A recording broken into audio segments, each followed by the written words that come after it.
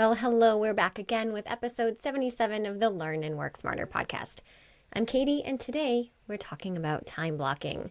Now, this is something that I have referenced so many times on the show before, but it occurred to me recently that I don't have an episode dedicated exclusively to this topic. I actually didn't believe that. I had to go through my previous 76 episodes to confirm that's true, but alas, it is true. So here we are.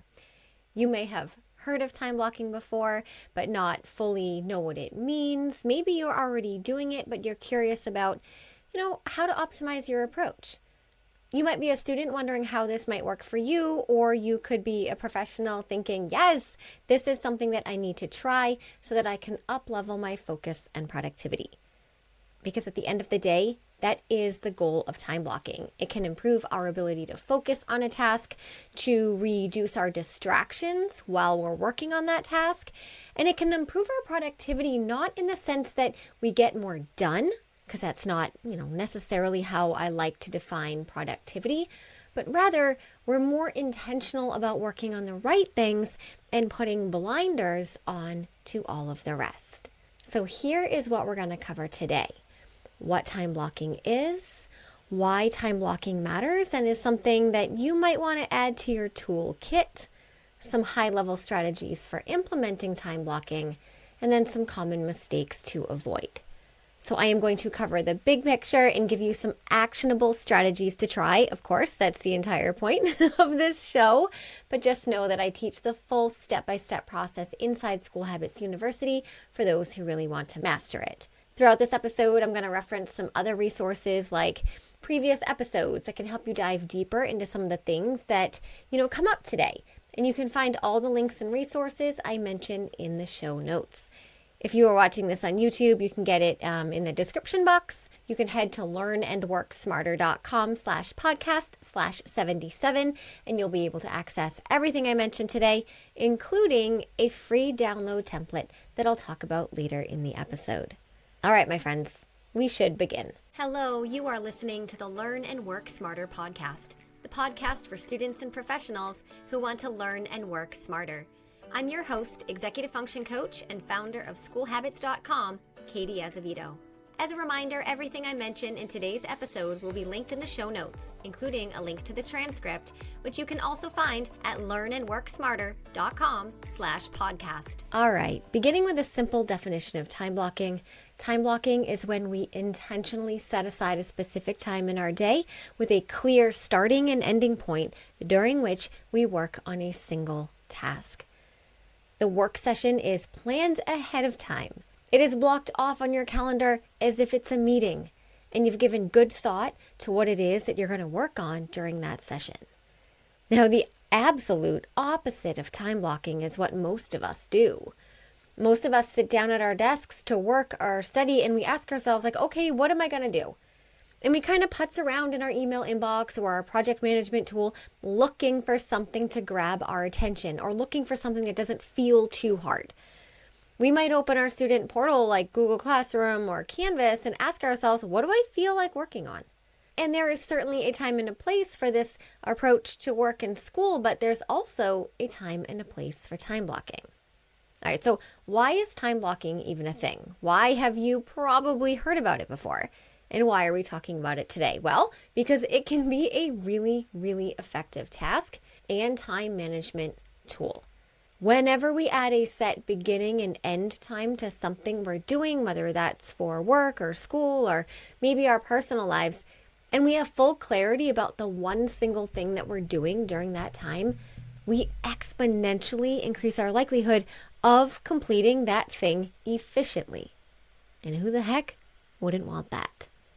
Now, the typical way that we operate is kind of like getting into a car and having absolutely no destination.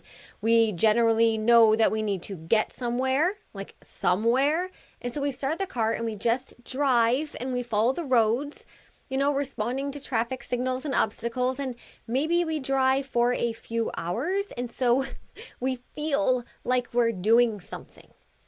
All right, we definitely know we're not where we started, but did we actually get anywhere? Did we arrive at our destination when we didn't even have one in the first place? Now, on the flip side, time blocking is like getting in your car and saying, I need to drive to this specific location. It's saying, I am going to drive there in 45 minutes. And you set your navigation to that very specific destination, and you don't take a detour, and you don't take random lefts and rights, when you're tempted to do so. You keep your foot on the pedal, your eyes on the road, and when you arrive at your destination, it is very clear that you have arrived at your destination because you knew where you were going in the first place. That is time blocking. It is saying, this is what I'm doing, and this is when I'm doing it, period. And the cool thing is that approaching our work projects and our school assignments and, our time in general this way is that it helps us focus on the right things, ignore the distractions, complete the things we need to do, and then just move on. I said this before, but my definition of productivity is not about cramming more into less time. It is about working on the right things efficiently, not messing around, and then getting them done so that we can just move on to free space, empty space, time to do spontaneous things, or just whatever you want. Now, in just a moment, I'm going to give you an example of how a student might use time blocking and then how a professional might use time blocking in some real case scenarios. But before I do that, I do want to recognize something about time blocking that is quite real for many people. And that is if you're not used to concentrating on something for an extended period of time without, checking your email or getting up from your desk or checking your phone or just otherwise getting distracted, then time blocking can be really, really, really hard. Some of my professional clients who I'm working on this technique with do struggle in the beginning because it's really the opposite way that most of us approach work. Yes, it is challenging to sit down at a time that you said you were going to sit down and work on the thing that you said you were going to work on, which in many cases is something challenging like a project or maybe writing a research paper or studying for an exam and focusing on that one thing until your time block is over. That is hard. But in episode 24 called How to Focus Better, Tips for School, Work, and ADHD, I share a ton of nitty-gritty strategies that you can put in place to support your focus during a time-blocked work session. Again, that is episode 24. And then also episode 10 was a Q&A episode where I talked about focus strategies as well. Actually, I have a ton of episodes in which I talk about focus. Another one is episode 43, which is how to focus when you're working from home. That might be a good one if you're implementing a time blocking strategy while working or studying from home. And then another one would be episode 55, where I talk about the strategy of body doubling. You can absolutely use a body doubling strategy during a time blocked work session. And if you have ADHD, that can be a game changer. All right, so let's move on now to some use case scenarios for time blocking. I think it's always helpful to see examples, and I'm going to share with you some examples that show you how to use time blocking on a sliding scale. What do I mean by that? Well, you can use it sporadically for only small periods of your day, like maybe just for a Wednesday morning. All right, some random Wednesday morning. You can use it for a good chunk of your day for several days in a week. You can choose to only use it when you have, particularly busy days or some important initiative that you need to work on. It is a really flexible strategy for being as structured as it is, if that makes sense. Okay, so let's get into some examples. And by the way, if you're thinking this sounds great, but I need help actually mapping this out, I've got you. I've created a free time block planning template that you can download and use to plan out your own time block sessions, just like in the examples I'm about to share. It is linked for you in the show notes or in the description box, wherever you are listening. You can head to learnandworksmarter.com/podcast/77 as well. And now that I'm, telling you to go places, do you guys follow me on Instagram? I would love it if you did. I'm at School Habits, all one word. And I love when I meet people who listen to the show over on Instagram. Otherwise, I don't know who you are because I'm just talking to a microphone into a camera. Anyways, starting with students. let's say that you're a college student and you have a huge research paper due in a few weeks. And at the same time, in that same time period, you want to work on some internship applications. Plus, you have all the typical sort of student admin tasks that come with being at that college level. Now, you could use time blocking throughout the week to plug away at these things. So let's say that on a Sunday evening, you take out your calendar, you look ahead at the upcoming week, and you map out a few time blocks to work on each of these tasks. Like you're finding a chunk of time where you're going to work on one of these tasks at a time. Maybe Monday is a light day of classes. So you set aside 90 minutes, maybe from 9:30 to 11 to work on your research paper. And then you block off from 11 to 11:30 for an early lunch. I remember in college, one of my lunches was at I don't know, I grabbed lunch at 10:50, but whatever. Another block of work time from 11:30 to 1:15, maybe to work on your internship applications. And then you take a break, you do whatever you want, and then you plan another chunk of 40 minutes or so from 4 to 4:40 for an admin block. I don't know why I said 40 minutes, half an hour, whatever it is. If you're not sure what an admin block is, then make sure to check out episode 3 called What's an Admin Block and Why You Need One for Productivity. I will leave all those links again in the show notes. Now, by the end of the day, I know that this is really hard to visualize listening to the audio here, but by the end of the day, you've done a 90-minute block of work, another hour and 45-minute block of work, and another 30 or 40-minute block of work. So that's somewhere around 3 hours and 45 minutes of concentrated work where you got done what you said you were going to get done. You were intentional about working on your research paper and your internship applications and a bunch of student admin tasks like email or organization things or whatever, right? And you planned this before the week started. And that is so much better than telling yourself, oh, I'm just going to work on a bunch of things today or this week without actually knowing when you're going to do them. And then Monday night rolls around and you realize, maybe you did some random pseudo productivity things, but you never actually made progress on the stuff that matters, right? So that was just for one day, Monday. And maybe Monday is the only day that you time block because that is your lightest class day. And the other days it's just handle it and survive, right? But maybe you also have a light class day on Wednesdays and you do something similar to what you did on Monday. Professionals, let's walk through what a time block might look like for you. So let's say that you are working from home on a particular day and you really want to stay locked in and make some progress on some key projects on your plate. So let's say this is for Monday. So Sunday evening, I want you taking out the time block planner. I like the one I made for you in the show notes. I want you to take that out and designate particular chunks of time in your day for specific work. Maybe from 9 to 9:30, you're handling email. Then from 9:30 to 11, you're working on, writing a report. And then from 11 to 11:30, you're back in your email. And then you take lunch. Yes, you can take lunch even when you're working from home. And then in the afternoon, you could plan another time block session from 12:30 to 2, maybe where you either return to the project you worked on in the morning, or maybe you are working on something else. I don't know.